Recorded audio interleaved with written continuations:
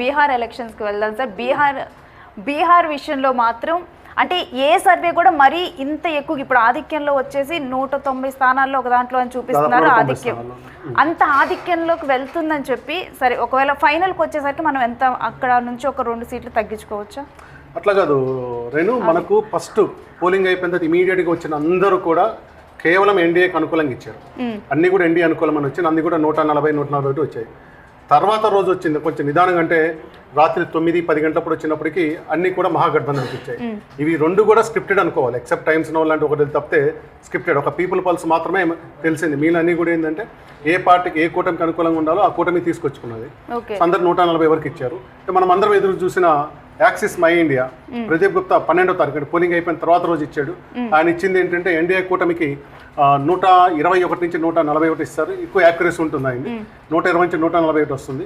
అట్లాగే ఎంజీబీకి మహాగఠబంధన్కి ఆర్జేడీ కాంగ్రెస్ మహాగఠబంధన్కి 98 నుంచి 118 వస్తుంది. ఆయన క్లియర్గా ఏంటంటే ఎన్డీఏకి గెలుస్తుందని ఇచ్చాడు, కానీ ఆయన 121 ఇచ్చాడు.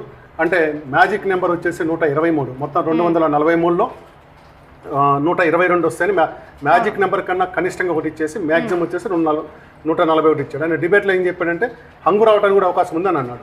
ప్రదీప్ గుప్తా చెప్పింది జరిగినట్లు ఉండాలి, కానీ ఆయన నెంబర్స్ ఆయన చెప్పిన దాంట్లో మళ్ళీ ఆయన కూడా డిబేటబుల్. ఈసారి నువ్వు కరెక్ట్ అయ్యో తప్పయ్యో అని మళ్ళీ రాజ్దీప్ సర్దేశాయ్ వాళ్ళ క్లోజ్ ఫ్రెండ్ డిస్కషన్ చేసే పరిస్థితి వస్తుంది. కానీ ఇప్పుడు చెప్పిన వాళ్ళల్లో ప్రదీప్ గుప్తా మ్యాక్సిమం నెంబర్ దాటింది. అట్లాగే చాణక్య వాళ్ళు అనుకుంటాను, చాణక్య వాళ్ళు 160 సీట్ల వరకు ఇచ్చారు. వీటన్నిటిని దాటి దాదాపు 200 సీట్ల వరకు వెళ్తా ఉంది. అయితే ఇప్పుడు చర్చనీయాంశంగా మారింది ఏంటంటే బీహార్ ప్రజల వన్ సైడ్ తీర్పు. వారు మొత్తం కూడా వన్ సైడ్ అయిపోయేలాగా చేశారు. అంటే ఎందుకు మహాగఠబంధన్ మరీ ఇంత తక్కువ సీట్లు వస్తాయని ఈవెన్ సర్వేస్లో కూడా అసలు లేదు, ఎవరు కూడా ఎక్స్పెక్ట్ చేయలేదు. ఇలా వార్ వన్ సైడ్ అయిపోవటానికి రీజన్ ఏంటి? సర్వేలు ఎప్పుడు కూడా సీట్ బై సీట్ చేస్తామని చెప్పాలి తక్కువ మంది. అది నేను పర్సనల్గా నమ్మను. ఒక బెల్ వెదర్ కాన్స్టిట్యున్సీలు ఎక్కడ ఉన్నాయి, కీలకమైన ఎక్కడ ఉన్నాయి, ఒక రీజియన్లో ఒక 4-5 నియోజకవర్గాలు ఇట్లా చూసుకొని ఈ సీట్లు వస్తాయని వేసుకుంటారు. ప్రతి 243 నియోజకవర్గాలకు వెళ్ళి యావరేజ్ మీద 5,000 తీసి వాళ్ళు తక్కువ మంది ఉంటారు. ఖచ్చితంగా ఇది గెలుస్తుంది, పోటాపోటీ ఉంటుంది అనుకోవాలి ఎక్కువ మంది. కానీ ఇంత వన్ సైడ్ వస్తుంది ఎవరు ఊహించలేదు. అయితే ఈ నెంబర్లు చూసిన తర్వాత ఆశ్చర్యపోవడానికి ఏం లేదు. ఇది 2010 బీహార్ ఎన్నికల్లో 2010 బీహార్ ఎన్నికలు ఏ రిజల్ట్స్ వచ్చాయో ఇప్పుడు అదే రిపీట్ అవుతుంది. 2010లో నితీష్ కుమార్ మొదటిసారి పూర్తికాలం సీఎం, మధ్యలో 2005లో ఒకసారి ఆయన అయ్యారని కొద్ది రోజులు హంగు వచ్చింది. దాంట్లో 2010 ఇది మనం స్క్రీన్ మీద చూస్తున్నాము. 2010 రిజల్ట్స్ ఇవి. 2010 రిజల్ట్స్ ఇవి రాసింది. 2010 రాసింది. 2010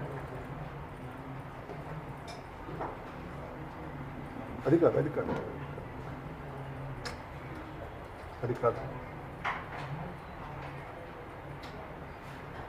నో తీసేయండి. రైట్ ఇదే సార్. దీన్ని క్లోజ్ చేసి బ్యాక్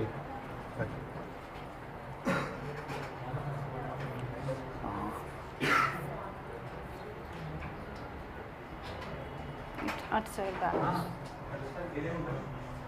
డిలే బ్యాక్.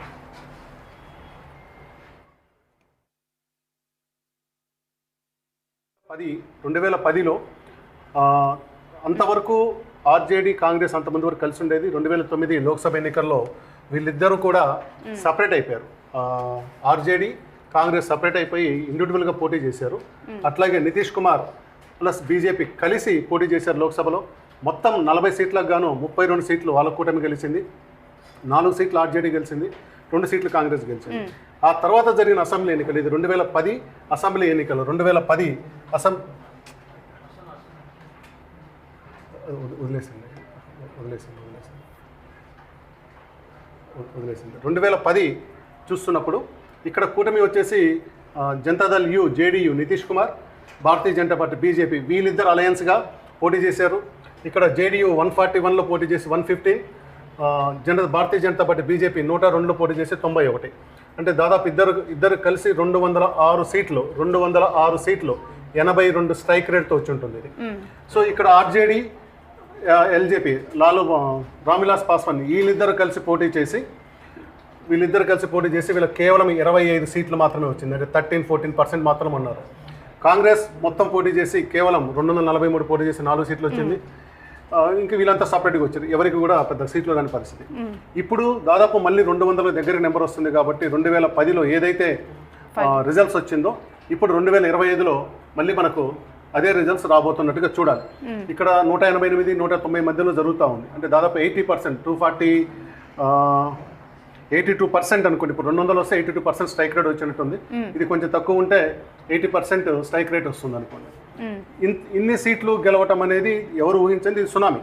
అయితే ఇక్కడ ఆశ్చర్యపోవడానికి ఏం లేదు, అంటే ఇన్ని గెలిచి ఆశ్చర్యపోవడానికి లేదు. దీనికంటే ఇంతకుముందు ఒక 5-6 నెలల ముందు జరిగిన మహారాష్ట్ర ఎన్నికల్లో కూడా మొత్తం 235 స్థానాలకు కాను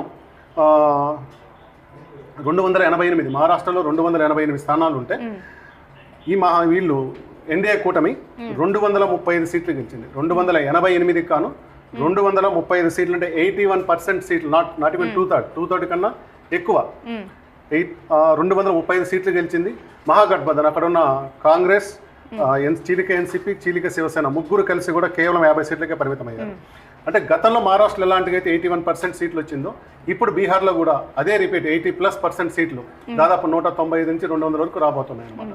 అంటే బీజేపీ కూటమి గెలిచిన దగ్గర ఒక ఎక్సెప్ట్ ఢిల్లీ, హర్యానా అంటే యాక్చువల్ కాంగ్రెస్ గెలుస్తుంది అనుకున్న పరిస్థితి, కాంగ్రెస్ ఎలక్షన్ చేసుకోవడంలో ఓడిపోయింది. అక్కడ ఢిల్లీ మాత్రం పోటాపోటీ బీజేపీ ఉన్నాయి. అది కాకుండా ఏకపక్షంగా బీజేపీ గెలవగలిగిన చోట ప్రతి చోట కూడా 75-80% సీట్లు వాళ్ళు సాధిస్తూ ఉన్నారు. అదే కోవలో మనం ఈ రిజల్ట్స్ కూడా చూడాలి. అండ్ ఇంకొక అంశం ఏంటంటే మహాగఠబంధన్లో ఎవరైతే సీఎం క్యాండిడేట్ ఉన్నారో సీఎం క్యాండిడేట్ ఇప్పుడు ఓడిపోయే పరిస్థితిలో ఉన్నారు. తేజస్వి యాదవ్ 4000 వెనకంజలో ఉన్నారు, దాదాపు 4వ రౌండ్ 5వ రౌండ్ వరకు.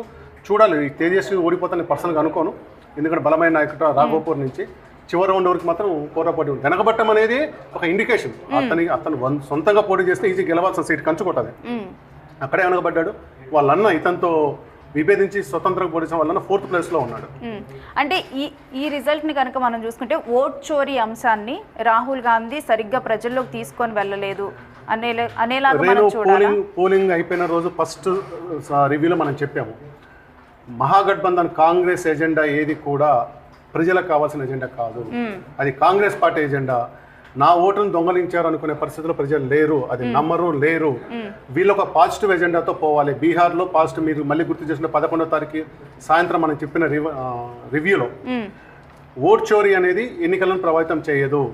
మేము ఏమి చేస్తాం, మీకు మీ రాష్ట్రానికి ఏం చేస్తాం, మమ్మల్ని గెలిపివ్వండి అంటే ఒక పాజిటివ్ అప్పీల్, పాజిటివ్ మేనిఫెస్టోతో వెళ్ళి ఉంటే అది వేరే ఉంటుంది. రాహుల్ గాంధీది ఓట్ చోరీ మేనిఫెస్టో మాత్రమే నడుస్తూ ఉంది.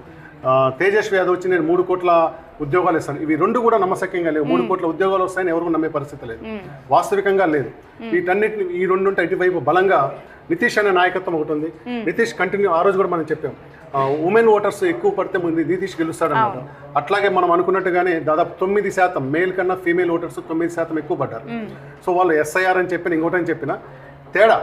ఇప్పుడు ఎస్ఐఆర్లో పోయిన ఓట్లు పైన పెరిగిన 10% ఓట్లు పెరిగినాయి. 10% మామూలుగా అయితే 5% పైన ఎక్కడైనా ఓటింగ్ శాతం పెరిగితే, అంటే గత ఎన్నికల కన్నా ఎన్నికలు 5% కన్నా పెరిగితే అధికార పార్టీ ఖచ్చితంగా మారిపోతుంది. అవును, ఎక్సెప్ట్ 2015 బీహార్, మొన్న 2025 మహారాష్ట్ర. అక్కడ ఎందుకు ఆ రోజు మారలేదంటే ఆర్జేడీ, జేడీయూ, కాంగ్రెస్ మొదటిసారి కలిసాయి, ఓటు కన్సల్టేషన్ జరిగింది, 178 సీట్లు వచ్చాయి ఆ రోజు. ఇంతకుముందు వచ్చిన దాంట్లో 175 సీట్లు వాళ్ళకి వచ్చినాయి. అక్కడ మహారాష్ట్రలో పెరిగింది, కానీ ఇక్కడ కూడా శివసేన, ఎన్సీపీ, బీజేపీ అంటే చీలిక వర్గాలు మొత్తం కూడటం వల్ల ఇక్కడ కూడా 5% జరిగినా కానీ గెలిచింది. ఇప్పుడు 10% ఓటింగ్ పెరిగిన తర్వాత కూడా అధికార పార్టీ ఇంత భారీ విజయం సాధిస్తుందంటే ఓటు శాతం పెరిగినా తగ్గిన ఓటు శాతం అనేది అంతిమ ఫలితం మీద ప్రభావం చూపదు అనే దాన్ని మనం నిర్ధారించాం. అయితే ఈసారి